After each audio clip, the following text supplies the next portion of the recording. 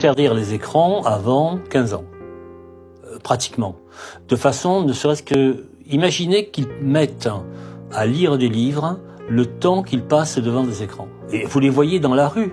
Dans la rue, ce sont des autistes, en groupe d'ailleurs parfois, qui marchent en regardant leur écran. Avec des écouteurs. Sur lesquels il n'y a rien. C'est ça qui est intéressant, hein. Il n'y a rien d'intéressant.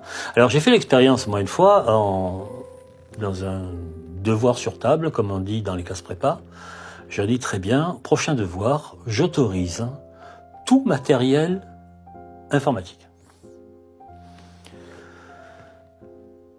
Et ça a donné des résultats pires que lorsqu'ils ont uniquement un stylo et un papier.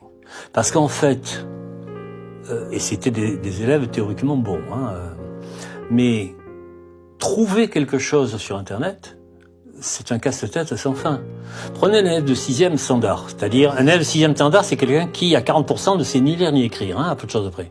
Il était analphabète, on va essayer de le faire un alpha-con, vous voyez. Bon, c'est au programme, on lui dit, fais un exposé sur les pyramides. Alors il tape pyramide sur son moteur de recherche, PI, REA, etc. Le moteur de recherche est bon, il fait la recherche pour PY1.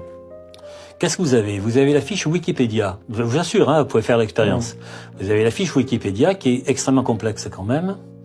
Et puis vous avez un certain nombre de sites conspirationnistes qui vous expliquent que les pyramides ont été faites par les extraterrestres, plus des sites marchands vous vendant une promotion immobilière d'un ensemble qui s'appelle les pyramides de etc.